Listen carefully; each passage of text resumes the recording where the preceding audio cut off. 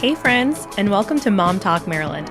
I'm your host, Claire Duarte, founder of the Columbia Mom, and this is your spot for real conversations, local love, and a whole lot of community.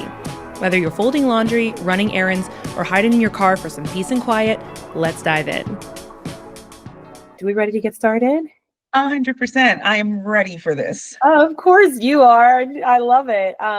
Well, I am so excited to finally have you on, Jessica. Since I met you, it was definitely like a little starstruck celebrity moment for me.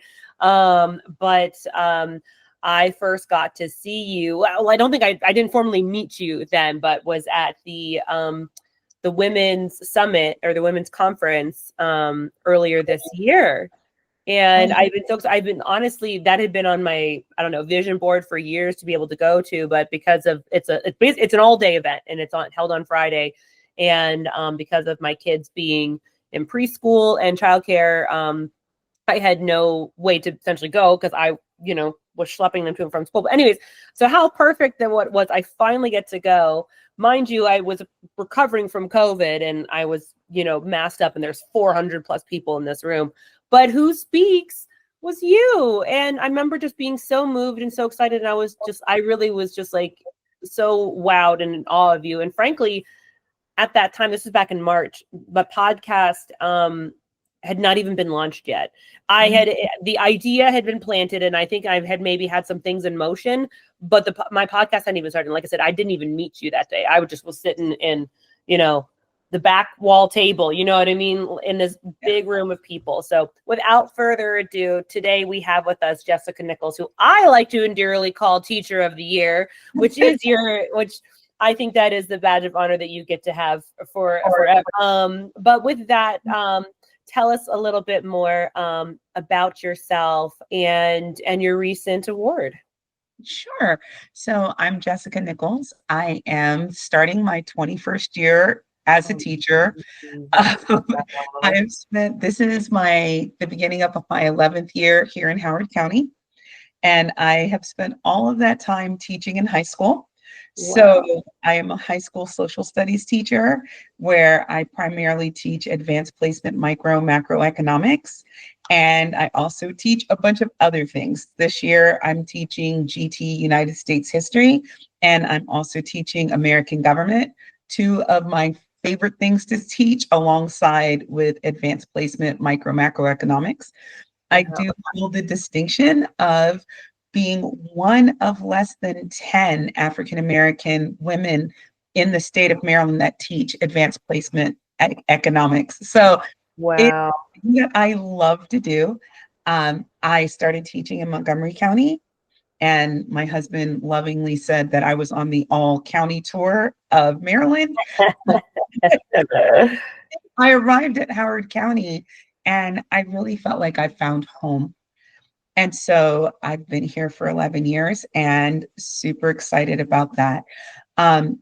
My journey into teaching was very interesting because I didn't start out this life thinking I was going to be a teacher. I thought I was going to be an oil and gas attorney living in New York City, but having a penthouse on the first floor because I am deathly afraid of heights. Right. So if anyone was going to have a penthouse apartment on the first floor, it was going to be me. Yeah. And then, life happened. I had my son when I was 21 years old, and I was at a crossroads in my life.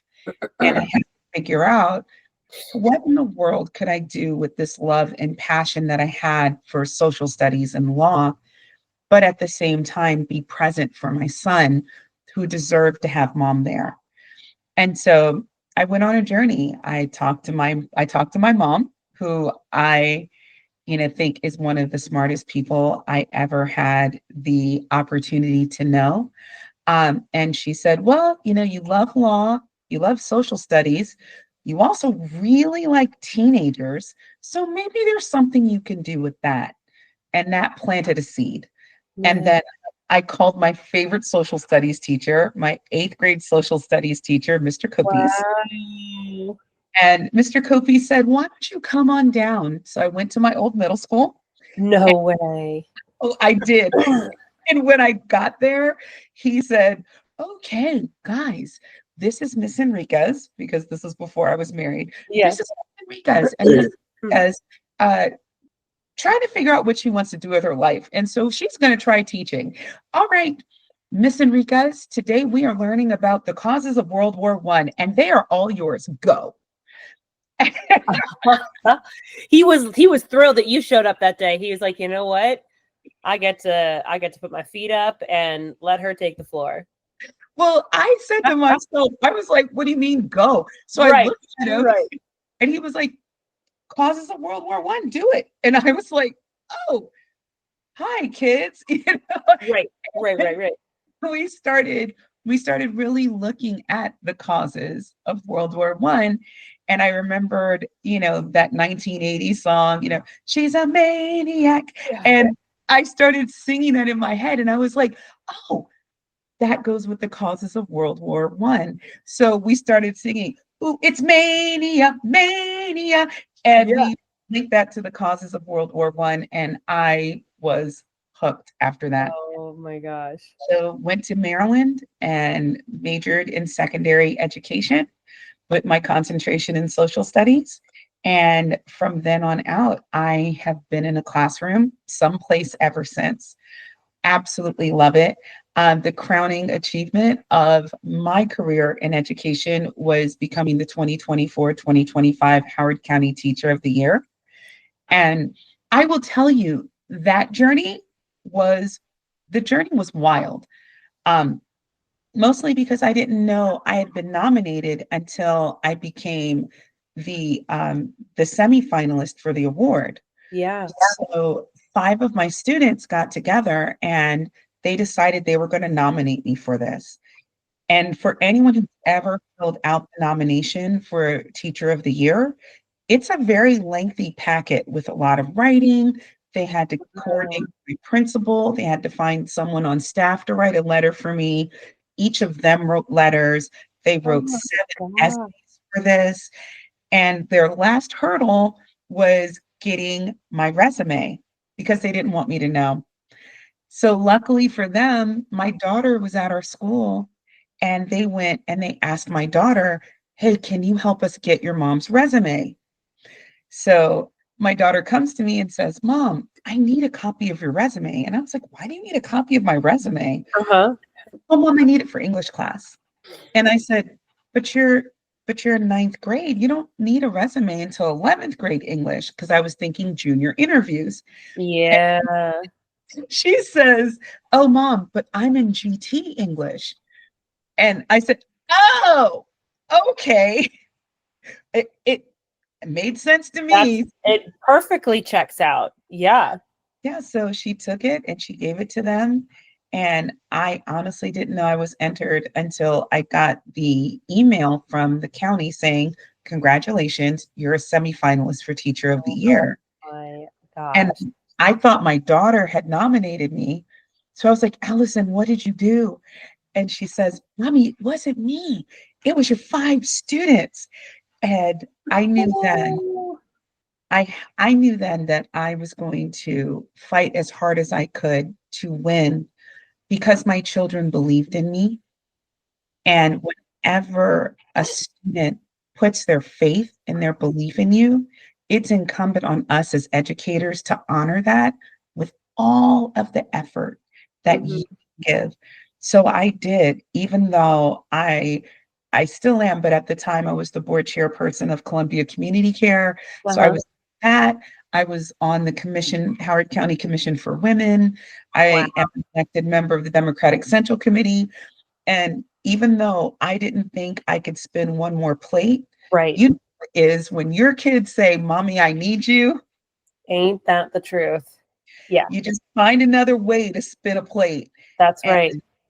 And luckily I was successful and I was named Howard County Teacher of the Year. Yeah, you were. Yeah, you were. But I mean, look, I have no idea what that process is even like, but I feel like knowing you and getting to know your story and just kind of the warmth and energy that you naturally have. I feel like this wasn't something you fought for. This was something you earned. This is something you deserved. This is something that was bestowed upon you.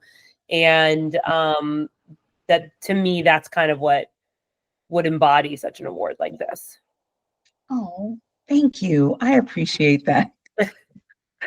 Well, and I remember when I finally did get to meet you and you telling me this story, I love hearing it, and I love hearing it again because it's so sweet and it's so wonderful. And again, I think that does speak to the character that you have and the energy that you bring to your students. So you kind of already shared this a little bit, but to dive in a little bit more, let's talk about your why. What first inspired you to become a teacher, and what still motivates you to show up every day? So in my life, I have had some really, really good teachers. I am not the typical kid that ended up becoming a teacher. This was not something I ever thought I was going to do. I was not the kid that had, the dolls lined up with the chalkboard teaching them things. That was just never me.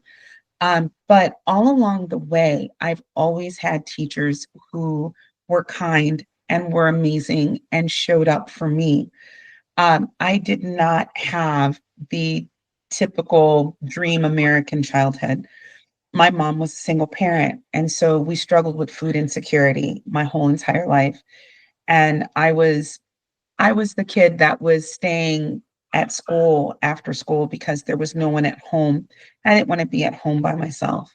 Yeah. I was the kid that didn't have lunch and would try my best to figure out a way to feed myself in a time period where free and reduced lunch just wasn't a thing where I was growing up. And so throughout all of it, I always had a teacher who saw me. My fifth grade teacher, Miss Dudding, she saw that I wasn't really an angry child. I was a child that was hungry. I was a child with all of this joy somewhere locked behind a very hurting child. And so she would bring two sandwiches every day. And every day she would ask me to eat lunch with her. And it didn't diminish my pride because my teacher invited me to stay with her. Right. She invited me to eat with her. So this wasn't me asking for food. This was her saying, have lunch.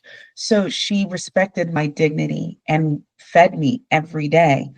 And then when I got into middle school, I had Mr. Copies, who, when I would present with anger, I'll never forget, he whispered in my ear, he was like, I know that there's something that you're carrying and you don't have to tell me. But if you ever want someone to hear you, then I'll hear you, I promise. And I remember being shocked because all of my other teachers were like, you're just this angry child. Why are you so angry? And I would just get angrier back, Right. because I wanted someone to see me, Yes. see me, who I was. And so Mr. Kopi saw me and he encouraged me. One of the things that he did was, because I had such spotty attendance and I also had such a spotty record, he looked for a reason to celebrate me. And he gave me, at our 8th grade graduation ceremony, he gave me the first and only reading award that they gave at our school because I read 100 books my 8th grade year. And they were chapter books. They weren't like tiny books. Yeah. So discuss these things with me. And he was like, he gave me this money and he told me, he was like, hey, and he gave me this hug and he goes, listen, you are a genius and a scholar. He was like, I just want you to remember that, and I've just had these people along the way who encouraged me and saw beyond what I presented to them into who I was. And so that's what still motivates and inspires me to become a teacher. I've always wanted to be that person who looked beyond what a student presented to find who they actually were. And I feel like as a teacher, the greatest honor that I have is when a student like sees my heart and sees who I am, and then lets me help them or lets me be a part of their lives. I tell you this quick Yeah. anecdote from my current school. Um, I was late. I was at school till like 4:30. I'm usually Yeah. there 4:30, 5 o'clock. Yeah. And so I'm sitting in my classroom, and this student I didn't know came into the classroom, and she looked at me and I said, "Hi." And then she left. And I was like, okay. She kept Yeah. walking by. So then I said, "Sweetie, why don't you come in here?" And so she came and she sat down. And she didn't say anything for a good 10 minutes. And I just let her sit in her space. Yeah. Yeah. And so finally I said, "Hey, what can I do for you today?" And she looked at me and she was like, "It's so stupid." She was like, "But," she was like, "You have a student who's a good friend of mine, and he told me I shouldn't go home until I talk to you." And I was like, "Okay." She told me the student's name, and I was like, "Well, this is a pretty smart kiddo." I told her, I said, "So if she said you should come and talk to me before you go home, you should come talk to me." And I said, "So what do you need to say? I promise I'll hear you." And she said, "It's really stupid." Mm. I was like, "Well, this kiddo's really smart. And if he doesn't think it's dumb, then I guarantee you I won't think it's dumb." And she says, "Well, so I want to die. And he thought you would care." And I said, "Well, 100% I care." And we were able to get that kiddo the help that she needed. Wow. But it was all because my student knew me and Yeah. trusted me with his friend that I didn't know, but he trusted that I would be able to see that child and what that child needed and would care enough to do anything to help that child. Yes. And so that motivates me for all of my students, both seen and unseen. It definitely motivates me to continue to go to work every day. Yeah. And so, yeah, that's Oh why my I do. gosh. Well, and I just think that's so beautiful how like you take those stories from, from your childhood, from your middle school to really kind of letting it shine directly through you about feeling hurt. And, you know, I mean, and I think like that just kind of keeps going back to my earlier point of like, I know that I've only known you for a short period of time. Certainly I haven't been a student of yours, but I can just, there again, there's a feeling, right? Like I can feel your character, I can feel your aura, if you want to use that word, you know what I mean? And clearly your students can too, right? And that's something that speaks really volumes, you know what I mean? And the other thing too is that I mean, it's funny. I had somebody else on my podcast and we were talking about therapy and connection and things like that. And the reality is, as humans, we are wired for connection. We are human beings. We are meant to be with one another. So I say that to kind of connect and bridge that point of, obviously we all need to feel seen and heard, but even more so our children, our teens, you know what I mean? And taking the time to do that is just so impactful. 100%. It's incumbent on us to ensure that our children have the best chance at living whatever their lives are going to look like after they are in school. Yeah. You know, I I do this with my own children. I'm not a big fan of like telling kids what I think they should be, Yeah. but I am a big fan of supporting them, loving them, helping them to discover who they are as human beings so that they can go out there and live their best lives and maybe reach down and help somebody else figure out what Yeah. does it look like outside of the space that we're in. Right.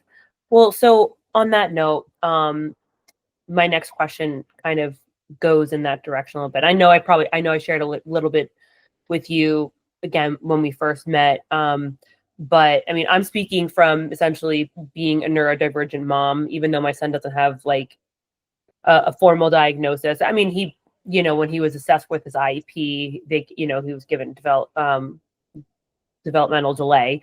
But I know so many other families are walking a similar path or just wondering this too, but how can parents continue to support students with diagnoses that need more attention in the classroom, especially in this ever-changing education landscape? That is a very, very good question. I think the very first thing is in working with your educators, um, understanding that your educators are in this profession to be helpers, but that the they may not have the support that they need to do everything that needs to be done. And I'm not in any way, shape, or form giving any excuses whatsoever. There may be things that you know about your child that your educator doesn't know. And it may take a little while for that person to know them. So, what I love is when my parents of neurodivergent children send an email to me saying, hey, you know, little Janie is going to be in your classroom. And I know that you're going to receive documentation telling you that these are the accommodations needed for little Janie. These are the things that I've found that have been helpful throughout the years. You know, these are the things that other educators have reported back to me that have been things that have been happening. Mm-hmm. And so just letting you know that I am extremely excited about my kiddo being in your class, and also that you can reach out to me. Here's the best way to get in contact with me. I'm so happy to have you on our team. And by having that idea of a team approach, that we are all in this together, but also letting us know what you've seen growing up, Yeah. that extremely important. My son is neurodivergent, and he has been diagnosed with a couple of things, but one of the things is that he's been diagnosed with being profoundly gifted. And so I would build relationships with my teachers, mostly because when you have a child that's profoundly gifted, they will learn the material before the teacher's done with the sentence. Right. Right. And so it presents a different challenge. Um, it does present a different challenge, but Sure. like working with the teachers and saying, hey, listen, when my son is turned around and talking, it's not that he's asking questions, it's because he already has it. So these are the things that I found that's worked. These are ways that you can engage him. And this is a way that you can utilize other resources to ensure that your life is easier as a teacher while he's also engaged. Those are things that helped as he went through school as well. And those are things that teachers have always told me that they've appreciated when I would reach out to them and say, Yeah. hey, this is what his particular needs are. And these are the ways that you can help. And there have been times that I've gotten the phone calls at home, and Right. that's perfectly fine. I was super excited that the teachers reached out to me saying, Yeah. this is something new that we're seeing that wasn't on anything, Right. And that's going to happen, you know? especially Right. as they grow and they Yeah, change, right? exactly. So definitely having that team approach and making sure that you're building the relationship with the educator, that definitely is very, very helpful, particularly as we are changing in education. And Yeah. also not being afraid to be an advocate. Yeah. You know, these are your babies. These are your most precious gift to the world. And that is super, super important. And so there's nothing wrong with advocating. There's nothing wrong with calling and saying, hey, these are my child's needs. They need to get these needs met, and holding the school accountable is 100% what parents should be doing as well. Oh yeah, for sure. And granted, I feel like I'm very like I feel like I was gonna say I'm new to this world, which I'm in no way new. You know, the little backstory which I've shared clearly on my platform lots of times, but you know, Grant had a speech delay, and I think we formally got linked with infants and toddlers at 14 months old, and then the assessment at 2.5, where we received developmental delay at the time, and then he started he did the rec program, Last year, he started preschool at another school, and we were kind of hopeful that he would have been able to kind of bridge the gap. We did PAL support off-site, or on-site there at that school, and unfortunately, it wasn't just enough of the support that he needed at the time.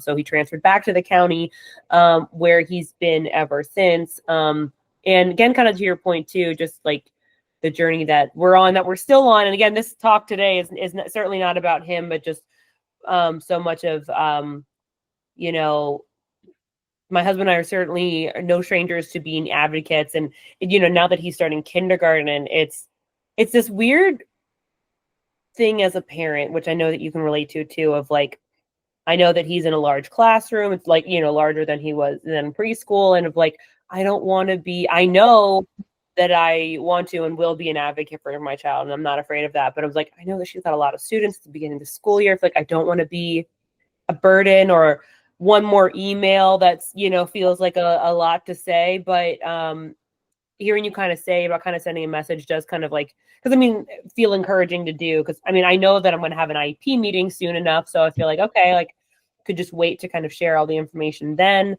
But you know, I hadn't really thought about reaching out like that in that way that you had mentioned.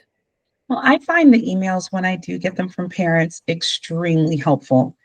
In fact, I did get an email this particular year from a parent that said, you know, my young person likes a certain type of fidget. So I went out when I was doing my back to school shopping, and I purchased it. Now I know more likely than not, this young person will come with it because that parent said this young person's coming with it.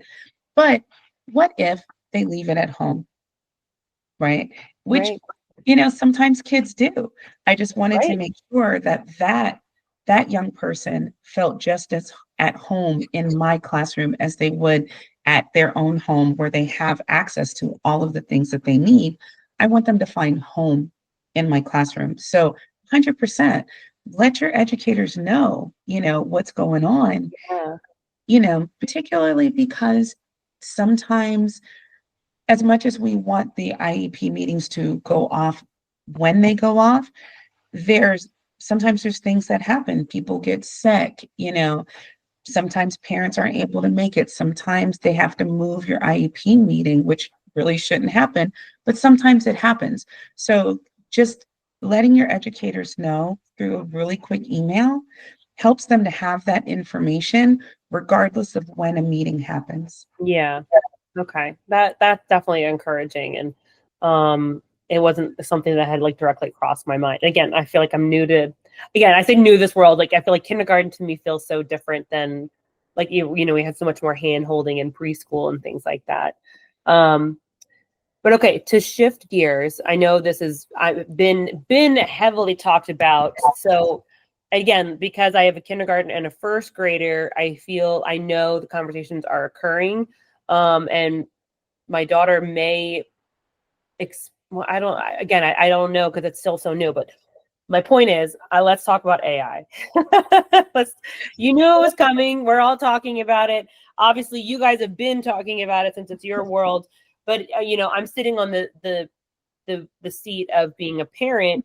Well, I also use AI. You know, we're all personally using it, right? And the crazy thing about this world is that there's just more and more tools coming out. The technology and frankly, the AI is going to continue to get better, which is great news. But there's a lot of fears, challenges, and risks associated with that, and which I think can be tremendously scary for high schoolers that are and younger, right, are getting access to that. But now I'm looking at, okay, I have a kindergarten and a first grader. I don't even, and my question to you isn't about how do I approach my first grade and kindergarten with it, but in talking about just AI in general, how do you see it being used in education? How can we help shape our kids who are being introduced to this much younger than, frankly, we are, because we're all living this in real time?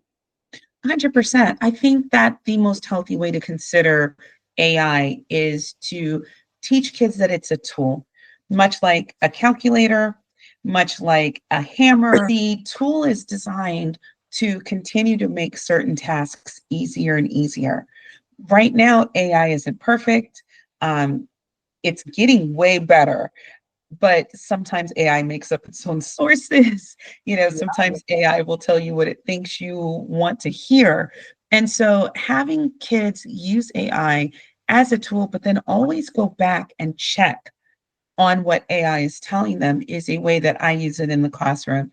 In the classroom, I will tell Chat GPT to create create 4 problem sets for microeconomics in this particular unit. Make sure one of them is completely wrong, and then I will have the kids work through the problems and evaluate how did AI do in creating this particular problem set. Yeah. And oftentimes my kids will find errors in the ones that are supposed to be correct, as well as finding what's wrong. And then I ask them, well, tell the AI, tell the AI gods how to fix it. And they will advise, this is what needs to happen to make this problem set actually viable, right? And so I do that so that my students understand that AI can be a powerful tool, but you always have to check on it. And in order to check on it, you have to understand the information yourself.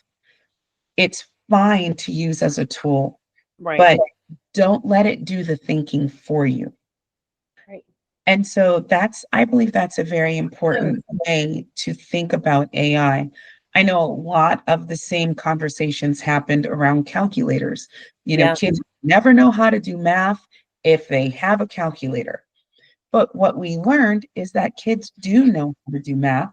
They're just able to do it quicker, which allows them to do higher and higher levels of math. Right. I believe that AI is going to help our young people to be able to do way more complex thinking by helping them to get rid of the lower level, mundane levels of research and understanding. So I definitely think with younger kids, teaching them that, AI can be a tool, but you have to know how to teach AI. You have to know what questions to ask to get the best results. You have to know how to navigate in order to make it work the best way that it can. But remember that sometimes you're going to have quizzes and tests, and you're going to have to know how to do this stuff Right. without AI. So I think that's a very healthy way to talk about AI. Yeah. No, and I think that you framed that really well of you're definitely right about the calculators because that is certainly a great tool, right? And about how having a calculator allows, and that probably absolutely shaped the what math education looked like, and because of a tool like that probably allowed higher levels of math to be taught potentially even at younger ages, developmentally appropriate of course, because of it having a tool like that. So you talk about opportunity, right? And obviously I think the same will be for AI. My question for you is, how do you, granted again, it's still new, it's going to continue to evolve very quickly, but how do you feel, this is just kind of a pull off of, your students. How do you see your students perceiving it / using it versus how the education system is kind of seeing it? So I know that in the education sphere, there are a lot of teachers that are very afraid of AI. Anytime there's new technology that's out there, there usually is a bunch of fear surrounding it. It's questions about, oh my goodness, will kids actually learn material for themselves, or is this the beginning of computers doing all of the thought work for us? You know, the concern about whether kids will be able to be effective outside of the classroom environment if they are so able to utilize technology to do the things that we're asking them to do. I do think that we are at an inflection point in education where we as teachers are going to have to embrace the fact that AI is among us. Yep. Uh, The kiddos already know how to operate way higher levels of technology than we do. So Yeah. we can either fight against it and Hmm. lose. Right. You know, as you know, almost every high school kiddo has a TI something in their backpack, That's right. right? That's And right. even, even those of us with phones, like we're there doing our basic math on the phone. We're not Yes. there, trying to calculate sales tax or anything like that, right? Um, but as those particular tasks go the way of I believe as teachers, if we embrace that that's what's happening, if we look at what in the world do we need to do in order to help prepare our kids to be the ones that are authoring AI and guiding AI and utilizing it as a tool, then we are going to be preparing our kids for a world beyond that which we're ever going to see. Right. And that's the goal of education, right? Yeah. We want to prepare our kids for a world that we may never get to see, but that they're going to shape and form. Right. So They literally are, which is kind of a crazy, wild thing that like these there are guinea pigs, whether we like it or not. They just are, and that's just but kind of like, when the internet came about, like we were nature's guinea pigs then too. You know what I mean? So there's kind of like no way around it. And it when you look at it that way, it kind of is a beautiful, cool thing because yes, I mean there's risks associated with everything and anything. And as a parent, I feel like my first thought is like, okay, I can see, for instance, and I don't know if this trend is true or real, but I'm like, okay, I could see homeworks now all of a sudden either maybe an increase in turn-in rate or a lot of higher scores, but test scores could drop because if they're showing, you know, able to complete homework, if they're maybe falsely using AI to help with homework, but then at the end of the day, if they don't know the material, then they're not going to test well. So again, that's an assumption I have. I don't know how accurate or that trend is actually occurring. But what message do you have to parents then, who I know share similar fears? And how do we walk this line with our students? so I think reiterating the message that at home, hey, this is a tool. This should be something that you're using to check the work that you do. This should be something that you are using to build, not something that you're using to do your work, because that's very different. Utilize the skills necessary in order to guide AI, not utilize it to do the skills that you need to learn and acquire, because you're going to have those skills. Those skills are, once you acquire those skills, those are things that no one can ever take from you.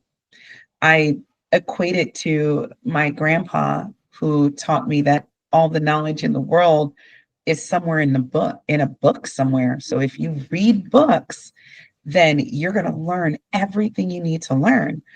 Well, AI and computerized technology takes what my grandpa said about books and grows it exponentially. Yeah, Good, bad, awful, amazing, it is all at our kids' fingertips. right. So making sure that they know how to think about AI, not as something that's a get out of homework free card, but something that they need to bend and shape. I also encourage parents to make sure that they're keeping those lines of communication open with your kiddos. Let Ask them what they're exploring, ask them what they're interested Right. in. Right. So when they're learning about being a digital citizen, they're able to also tell you what they're looking at, tell you what they're thinking about, helping you to understand what their world looks like behind that screen is integral to building them and also continuing to build those communication skills. Yeah. If they're talking to you, then Yeah. they're that efficacy and how do I effectively communicate what I'm doing, what I'm thinking, and what am I seeing on a daily basis. And that helps them to do nothing but grow. And the last thing I would say about this to parents is don't shy away from it. Yeah. Something That's you what I don't. was going to add too. I was like, I think, I mean, that can go to any one of these things. Like, soon as I feel like, are eliciting fear, um, you know, that kind of, it always has the opposite effect with our kids. It ended up kind of like putting a wedge between us and our children. And we need to, but I think it goes back to us. We need to practice the openness, because regardless of whether your job uses AI or not, you will be, and it is being used in some capacity. Um, and the more that you can kind of practice it and use it and get familiar with it, because the reality is, it's just like the internet, it's not going away. It's going to become a part of our lives. And if you can find a way to embrace it, then you can get better at having those conversations with your child. So that way you can continue to be probably a better, I don't want to say advocate, but kind of like helping your child walk through this world as it's happening. Absolutely. And I think one of the things that I really wish parents could hear from my side of the desk is Yeah. how influential you guys really are in the lives of your children. Mm. They talk about y'all all the time. Is They it talk, good stuff? oh, Because I yes, feel no, like, and I remember being a teenager too, I'm like, you know, I mean, it really, really is. I hear about how, oh, well, my mom and dad said blah, blah, blah, blah, blah, or my aunt said da da da da da. That that importance that parents or guardians have in the lives of their kids, particularly when they go through the hard teenage years, yeah, it feels like that they don't really listen or they don't really care. But oh my goodness, if I right. had a dollar for every student that said something that, well, my mom did this, or my dad did this, or my guardian said this, or but they don't think about that way. They think about it this way, right? If I had a dollar, I would be a multi-millionaire. Mm. That is how important what you say and who you are to your kids, that's how important it is to them. So Yeah, when it comes to the digital space, yeah, even if teenagers are acting like they don't want you there, right, oh, they want you there. They want you to be there with them in these aspects of their lives. So don't shy away from it. Don't give up on it. right. And don't be afraid to ask them to model how do you ask for help. Like, Yeah, hey, Jake, um, so I'm trying to do this, right, and I have no idea how to make this computer do this. Can you help mama? Can you help mama figure out how to make this work? And right. and roll their eyes and Hmm. mom, it's blah. And then you say, Right. wait, okay. So you did that really quickly. Can you teach me how to do this so that I can do this on my own? And And it that's a makes them perfect open. lesson. Yeah, It makes them open to asking those questions. And it also gives you an opportunity to ask, how did you know that? Hey, right. right. And it opens up an area of dialogue that then continues to build that connection. Dang. I feel like my mind is blown here, and like you just so naturally weaved in so many just life lessons, but like your teaching style. And I'm like, and that point about like, hey, can you show me, like, I need to write that down, or somewhere, because I'm like, man, like that is so true. Because I was like, I mean, I, for instance, know that I learn best, I mean, through examples, through visuals, and kind of re-talking it through. And that's like the subtle ninja move of like, hey, parents, like, you can learn from your kid, which is one byproduct, but little do you know, you're not only Oh, teaching your child, but your child is doubling down on what they're learning, because it's a different way of being able to process the information by externally sharing it. So that's kind of just like the perfect way to wrap this up, because that's such a cool way to package it. We'll probably have to do another talk on in like 6 months or a year when, again, we're going to have all new technology, which again is very exciting. But I think the reality is like, I don't think this is something we need to fear. We just need to embrace the ever changing atmosphere of it, because the reality is, guess what? Just like the other classes, there's down the road at some point, there's going to be AI classes taught in school and even in grade school. You know what I mean? And we will have more parameters around. Obviously, anything new feels scary because there's not a lot that, but it's being built out now. So I think you're absolutely right. Just, these are tools that are going to help and continue to shape all of our lives. But on that note, Jessica, I wanted to say thank you so much for your time today and sharing all of your little nuggets. We talked about so many wonderful things, from obviously your background, neurodivergent kids, AI. We could probably sit here for another hour just talking about so much more. Thank